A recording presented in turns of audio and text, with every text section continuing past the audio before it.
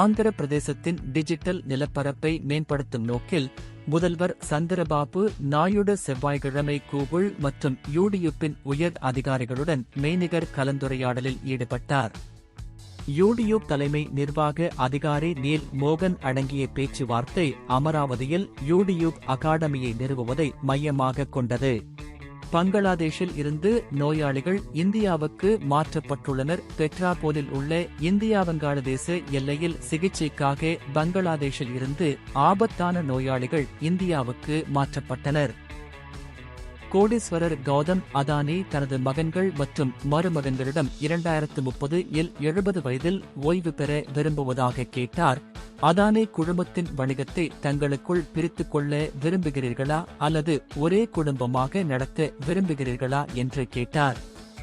முடிவெடுக்க 3 மாதங்கள் அவகாசம் கொடுத்ததாக அவர் ப்ளூம்பெர்க்கிடம் கூறினார்.